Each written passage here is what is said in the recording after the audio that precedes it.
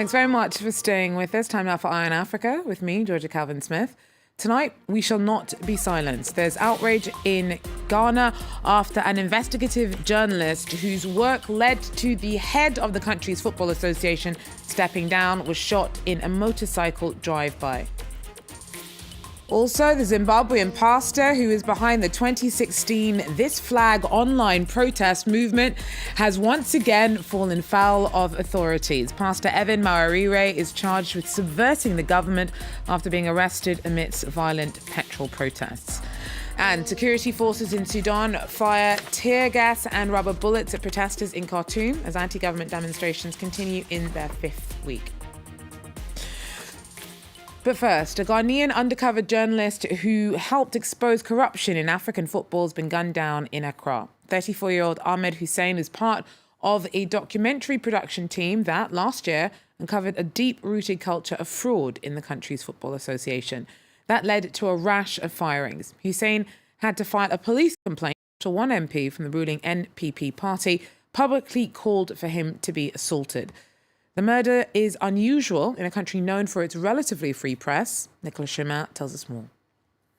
Last year on Ghanaian television, lawmaker Kennedy Agyapong promised money to anyone who would beat investigative journalist Ahmed Hussein Swale.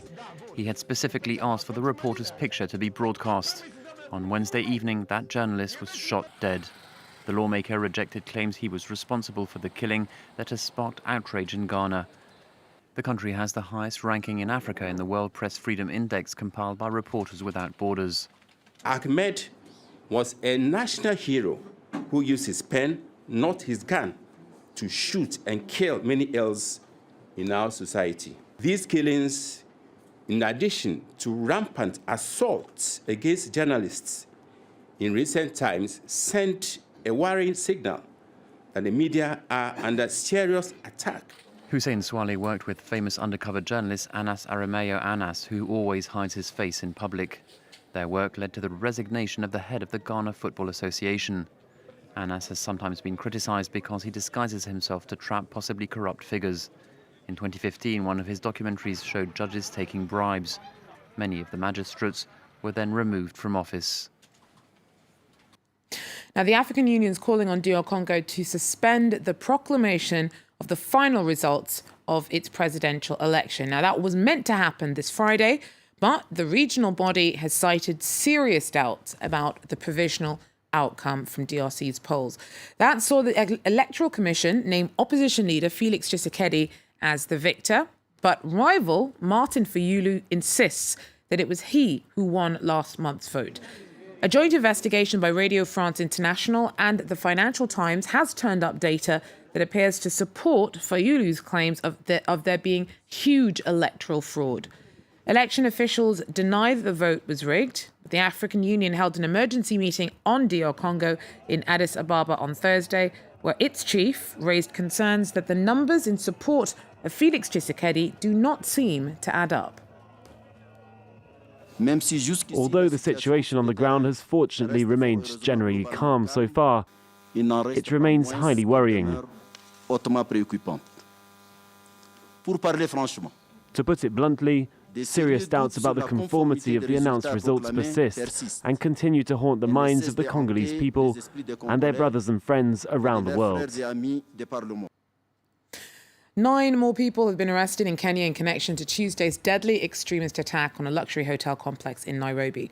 In all, 11 people are being held over the gun and bomb raid that left 21 dead, as well as all 5 attackers. Somali extremist group Al-Shabaab's claimed responsibility for the bloodshed, which delivered a grim reminder of the 2013 Westgate Mall attack in which 67 people died, and the 2015 attack on Garissa University in which 147 people, mostly students, were killed. Kenya said that security forces' handling of this week's attack reflects improvements that have been made in responding to raids on civilian targets by extremist militants. Now, the Zimbabwean pastor who is behind the 2016 This Flag online protest movement has once again fallen foul of authority. Pastor Evan Mawarire has been charged with subversion after he was arrested on Wednesday amidst ongoing violent protests that erupted this week in response to a 150% hike in the price of petrol. Mawarire rose to prominence as an outspoken critic of former strongman Robert Mugabe and faced similar charges in 2017 before being acquitted for lack of evidence. Faced with a deepening economic crisis, Mugabe's successor, Emmerson Mnangagwa, doubled fuel prices over the weekend. Several people have been killed during security forces' harsh crackdown on protesters. Mawarire's denied the charges levelled against him and has questioned how much has really changed under Mnangagwa. It's just unfortunate that our government will continue to treat us this way. I did nothing of the sort. I did not incite anyone to any violence. Neither did I attempt to subvert a government in any way. Security forces in Sudan fired tear gas and rubber bullets at protesters in Khartoum as anti-government demonstrations continued into their fifth week. The unrest first broke out in December when the government brought in a steep hike in the price of bread. The protests have since widened in scope to demands for the resignation of President Omar al-Bashir. It's the most significant challenge to his regime in 3 decades. Brian Quinn has more.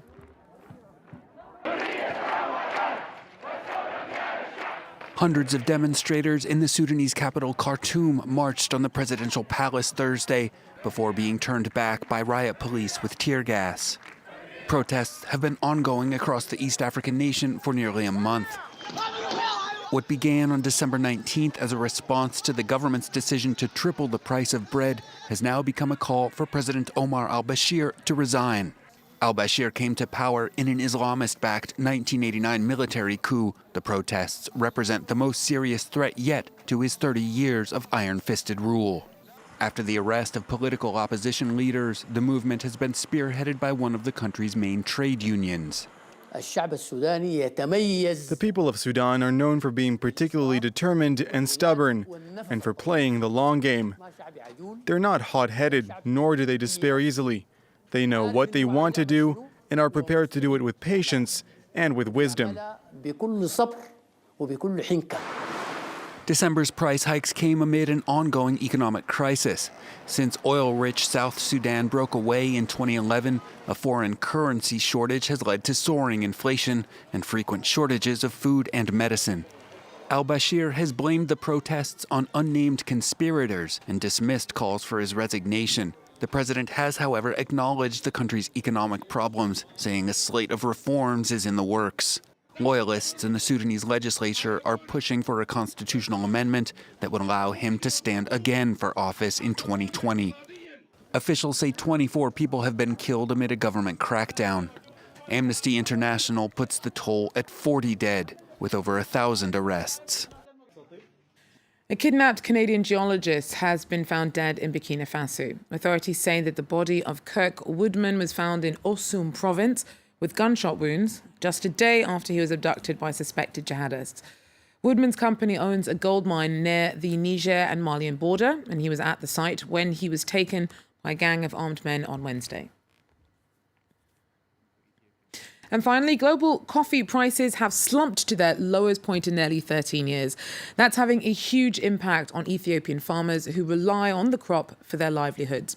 Things are so bad that some are considering taking a break from an industry that has sustained families for generations. Take a look. These coffee berries in Ethiopia will likely end up in a cappuccino sold in the West for about $3. But the farmers here will earn less than a cent for that cup. They've been hit badly by a slump in global coffee prices. They are at their lowest in nearly 13 years. But some farmers remain stoic. We cannot stop growing coffee just because the price has gone down. We aren't going to be lazy. Even the price of gold fluctuates on the international markets. It will go up at some point and then down at some point. That is just how coffee prices behave.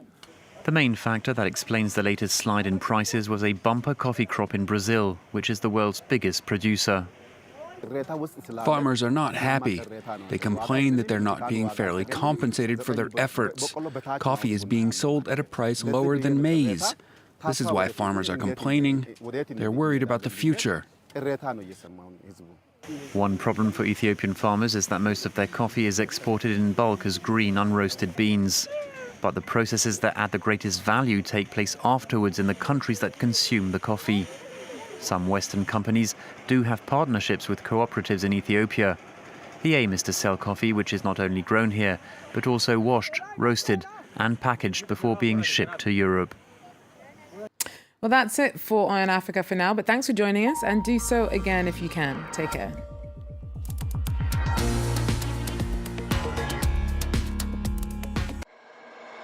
Because a new page of history gets written every day. Because breaking news can't wait. Information everywhere.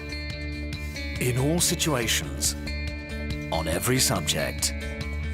Understanding the world. Imagining the world.